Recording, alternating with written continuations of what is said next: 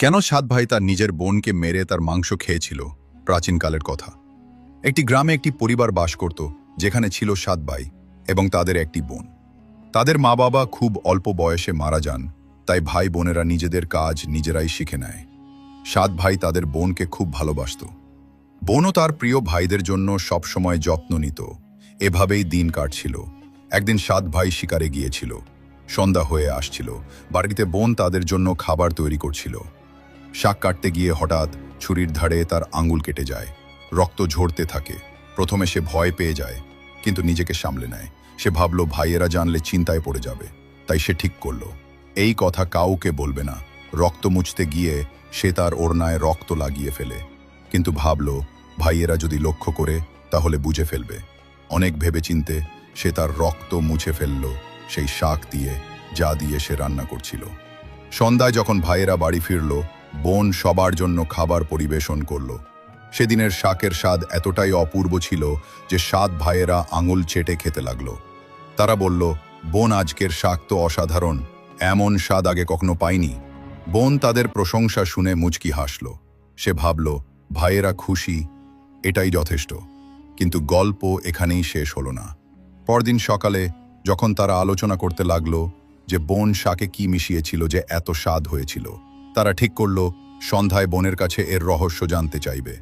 সন্ধ্যায় তারা তাড়াতাড়ি বাড়ি ফিরল। বোন তখন রান্না করছিল।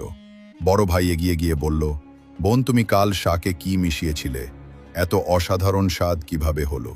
বোন প্রথমে কথা গোড়ানোর চেষ্টা করল, কিন্তু বড় ভাইয়ের বারবার জিজ্ঞাসায় সে সত্যিটা বলে ফেলল।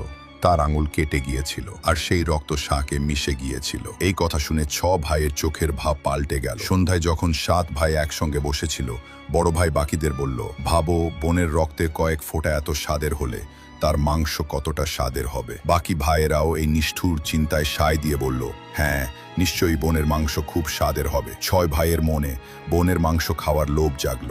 কিন্তু সবচেয়ে ছোট ভাই এই কথা শুনে ব্যাকুল হয়ে পড়ল।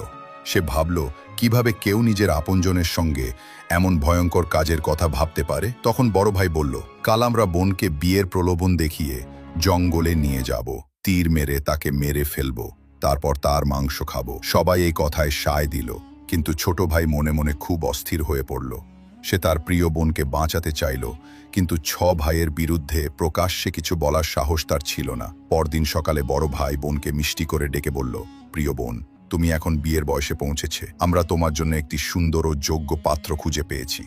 আজ আমরা তোমাকে তার বাড়ি দেখাতে নিয়ে যাব, তৈরি হয়ে নাও। বোন এই কথায় খুব খুশি হলো। সে নিজের সংসার গড়ার স্বপ্ন দেখছিল। উৎসাহে সে তৈরি হয়ে ভাইদের সঙ্গে বেরিয়ে পড়ল। পথে বোন খুশিতে ভরপুর ছিল, কিন্তু অনেকটা পথ হাঁটার পর সে ক্লান্ত হয়ে পড়ল। সে বড় ভাইকে জিজ্ঞেস করল, ভাইয়া, শ্বশুর বাড়ি এখনো কত দূর? বড় ভাই হেসে সামনের দিকে ইঙ্গিত করে বলল, দেখ, ওই তো তোমার শ্বশুর বাড়ি, ওখানে তুমি রানীর মতো রাজ করবে। বোন এই কথায় আরো উৎসাহিত হলো এবং এগিয়ে চলল। কিন্তু কিছু দূর যেতেই ভাইয়েরা তাকে ধরে ফেলল এবং একটি গাছে বেঁধে দিল। বোন ভয়ে জিজ্ঞেস করল, ভাইয়া, এটা কি করছো? কিন্তু ভাইদের মুখে তখন আর কোনো দয়া বা ভালোবাসা ছিল না। বড় ভাই আদেশ দিল, একে শক্ত করে বাঁধো।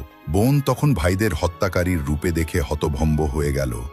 সে ফুঁপিয়ে ফুঁপিয়ে কাঁদতে লাগল এবং ভগবানকে ডাকতে লাগল, হে ভগবান, আমার নিজের ভাইয়েরা আমাকে মারতে চায়। এদের মধ্যে কেউ কি আমার জন্য একটুও দয়া বা ভালোবাসা রাখে না? তার কথা শুনে ছোট ভাইয়ের চোখে জল এলো, কিন্তু ছ ভাইয়ের বিরুদ্ধে যাওয়ার সাহস তার ছিল না। বোনকে বেঁধে বড় ভাই সবাইকে একে একে তীর মারার আদেশ দিল। বড় ভাই যখন তীর ছুঁড়তে উদ্যত হলো, বোন করুণ সুরে গান গাইতে শুরু করল, মারো মারো ভায়া, বুকে লক্ষ্য করে, তোমার তীর জঙ্গলে চলে যাবে ভায়া। বড় ভাই কঠোরভাবে তীর ছুঁড়ল, কিন্তু নিশানা ভুল হলো। একে একে ছ ভাই তীর মারল, কিন্তু প্রতিবারই তাদের নিশানা চুকল। এবার ছোট ভাইয়ের পালা। সবাই চিৎকার করে বলল, পুরো জোরে তীর ছোঁড়, একবারেই বোনকে শেষ করে দে। যদি তুই ব্যর্থ হোস, আমরা তোকেও মেরে ফেলব। ছোট ভাইয়ের জন্য এই পরিস্থিতি অসহনীয় ছিল। সে বোনকে খুব ভালোবাসত। বোন যখন দেখল তার ছোট ভাইয়ের জীবন বিপদে পড়েছে, তখন সে মনে মনে সিদ্ধান্ত নিল যে সে নিজের প্রাণ ত্যাগ করবে, কিন্তু তার প্রিয় ভাইকে মরতে দেবে না। সে ভগবানের কাছে প্রার্থনা করল, হে ভগবান, আমার ছোট ভাইয়ের তীর যেন আমার বুক ভেদ করে। তারপর সে আবার গাইল, মারো মারো ভাইয়া, বুকে লক্ষ্য করে। তোমার তীর আমার বুক ভেদ করুক ভাইয়া। ওর ছোট ভাইয়ের চোখ দিয়ে অশ্রু ঝরছিল। কাঁপা হাতে সে তীর ছুঁড়ল। তীর বোনের বুকে গভীরভাবে বিঁধল। বোন কিছুক্ষণ যন্ত্রণায় ছটফট করল। তারপর তার চোখ চিরতরে বন্ধ হয়ে গেল। 6 ভাই তাদের নিষ্ঠুর পরিকল্পনা সফল হতে দেখে ক্রূর হাসি হাসল। তারা বোনের দেহ টুকরো টুকরো করে কেটে ফেলল। বড় ভাই ছোট ভাইকে জঙ্গল থেকে কাঠ আর জল আনতে বলল। ছোট ভাই মনে মনে খুব ব্যথিত ছিল।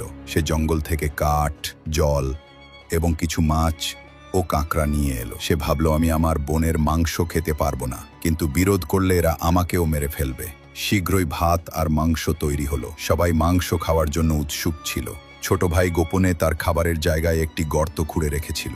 যখন তার থালায় বোনের মাংস পরিবেশন করা হলো, সে গোপনে তা গর্তে ফেলে দিয়ে মাছ ও কাঁকড়া খেতে লাগলো। বাকি ভাইয়েরা বোনের হাড় চিবিয়ে খাচ্ছিল। খাওয়া শেষ হলে বড় ভাই ছোট ভাইকে বলল, এই ঝুটো পরিষ্কার কর। ছোট ভাই বোনের হাড় ও অবশিষ্ট অংশ সংগ্রহ করে গোপনে সেই গর্তে ফেলে মাটি দিয়ে ঢেকে দিল। সময় গড়াতে লাগলো। সেই জায়গায় একটি বাঁশের চারা গজাল এবং ধীরে ধীরে সেখানে বাঁশের ঝাড় তৈরি হলো। একদিন এক সাধু সেখান দিয়ে যাচ্ছিলেন। তিনি বাঁশের ঝাড় দেখে ভাবলেন, এই বাঁশ দিয়ে একটি বাদ্যযন্ত্র বানালে ভালো হয়, তাহলে গ্রামে গ্রামে বাজিয়ে ভিক্ষা মাঙা যাবে। তিনি একটি বাঁশ কেটে নিয়ে গেলেন এবং তা দিয়ে একটি সারঙ্গী তৈরি করলেন। সাধু সেই সারঙ্গী বাজিয়ে গ্রামে গ্রামে ভিক্ষা মাঙতে লাগলেন। একদিন তিনি সেই গ্রামে পৌঁছালেন যেখানে 7 ভাই বাস করত। ততদিনে 6 ভাইয়ের বিয়ে হয়ে গিয়েছিল, কিন্তু ছোট ভাই বিয়ে করেনি। সে তার বোনের যন্ত্রণার কথা ভুলতে পারেনি। সাধু যখন বড় ভাইয়ের বাড়ির উঠোনে পা রাখলেন, সারঙ্গী নিজে থেকেই গাইতে শুরু করলো, না বাজরে সারঙ্গী, এই তো সবচেয়ে বড় শত্রু। বড় ভাইয়ের বাড়িতে না বাজরে সারঙ্গী, দয়া মায়া সব ছেড়ে সম্পর্কে কলঙ্ক দিয়েছে। এই গান শুনে বড় ভাইয়ের গায়ে ঘাম ছুটে গেল। সে বুঝল এটা তার বোনের কণ্ঠ। সে ভয় পেয়ে স্ত্রীকে বলল, তাড়াতাড়ি এই যোগীকে ভিক্ষা দিয়ে বিদায় কর। সাধু কোনো প্রশ্ন না করে ভিক্ষা নিয়ে চলে গেলেন। একইভাবে সাধু একে একে 6 ভাইয়ের বাড়িতে গেলেন। প্রতিবারই সারঙ্গী একই করুণ গান গাইল। সব ভাই ভয়ে কাঁপতে লাগলো এবং তাদের স্ত্রীদের বলল, যোগীকে তাড়াতাড়ি ভিক্ষা দিয়ে বিদায় কর। শেষে সাধু ছোট ভাইয়ের বাড়িতে পৌঁছালেন। তিনি যখন তার দরজায় পা রাখলেন, সারঙ্গী একটি মধুর সুর বাজাতে শুরু করলো। বাজরে বাজো সারঙ্গী, আমার ছোট ভাইয়ের বাড়িতে মনের কথা মনে চেপে যুগ যুগ ধরে রেখেছে। বাজরে বাজো সারঙ্গী, এই তো আমার প্রিয় ভাইয়ের বাড়ি। ছোট ভাই এই গান শুনে অবাক হয়ে গেল। সে ভাবল এটা তার বোনের কণ্ঠের মতো। সে সাধুকে সম্মানের সঙ্গে বাড়িতে বসতে বলল এবং সারঙ্গীর গল্প জিজ্ঞেস করল। সাধু বললেন, এই সারঙ্গী একটি বিশেষ বাঁশ দিয়ে তৈরি, যা জঙ্গলের মধ্যে একটি অজানা জায়গায় জন্মেছিল। ছোট ভাই ভাবল এই সারঙ্গীর সঙ্গে তার কোনো গভীর সম্পর্ক থাকতে পারে। সে সাধুর কাছে সারঙ্গীটি চেয়ে নিল। সাধু সহানুভূতির সঙ্গে তাকে সারঙ্গী দিয়ে চলে গেল। ছোট ভাই সারঙ্গীকে একটি পবিত্র স্থানে রাখল এবং ধূপ দীপ জ্বালিয়ে তার পূজা করল। কিন্তু কয়েকদিন পর সে বাড়িতে অদ্ভুত পরিবর্তন লক্ষ্য করল। প্রতিদিন কাজ থেকে ফিরে দেখত বাড়ির সব কাজ হয়ে গেছে, বাড়ি পরিষ্কার, বাসন ধোয়া। প্রথমে সে ভাবল পাড়া প্রতিবেশী বা ভাবিরা সাহায্য করছে, কিন্তু যখন এটা প্রতিদিন ঘটতে লাগলো তার সন্দেহ বাড়ল। সে ভাবিদের জিজ্ঞেস করল, কিন্তু তারা বলল, আমাদের নিজেদের কাজেরই সময় হয় না, তোমার বাড়ি পরিষ্কার করব কিভাবে? ছোট ভাই সত্য জানার জন্য ঠিক করল। রাতে সে চুপিসারে বাড়ির এক কোণে লুকিয়ে রইল। মাঝ রাতে একটি হালকা শব্দ শুনল। সারঙ্গী থেকে হালকা আলো বের হতে লাগলো। ধীরে ধীরে একটি ছায়া সারঙ্গী থেকে বেরিয়ে এলো, যা একটি মেয়ের আকৃতি নিল। আলোতে স্পষ্ট হতেই ছোট ভাই দেখল সে তার মৃত বোনের মতো দেখতে। মেয়েটি চুপচাপ বাড়ি পরিষ্কার করতে লাগলো। কাজ শেষ করে সে সারঙ্গীতে ফিরে গেল। ছোট ভাই হতবাক হয়ে গেল। পরদিন সে বড় ভাবিকে সব বলল।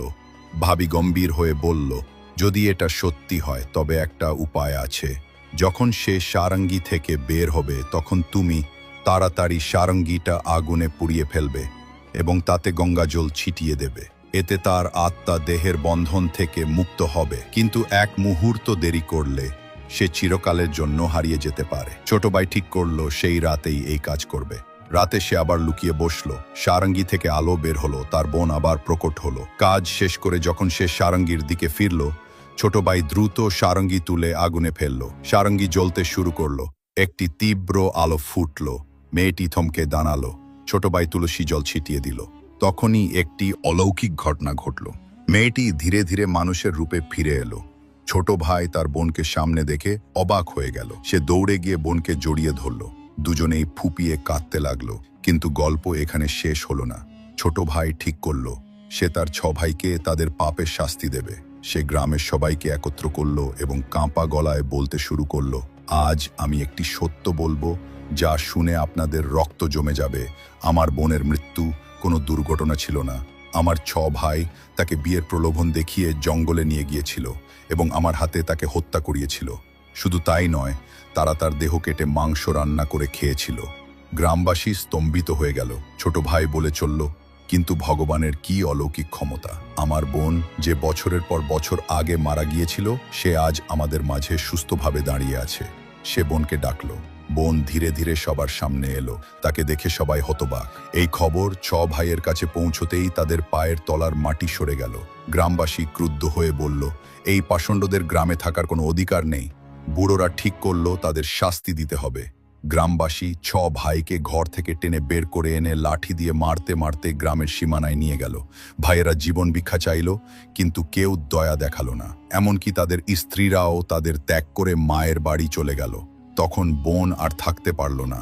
সে গ্রামবাসীদের কাছে কেঁদে বলল, আমি জানি আমার ভাইয়েরা যা করেছে তা ক্ষমার অযোগ্য, কিন্তু এরা আমার নিজের ভাই। এদের অনুতাপ হয়েছে। দয়া করে এদের একটা সুযোগ দিন।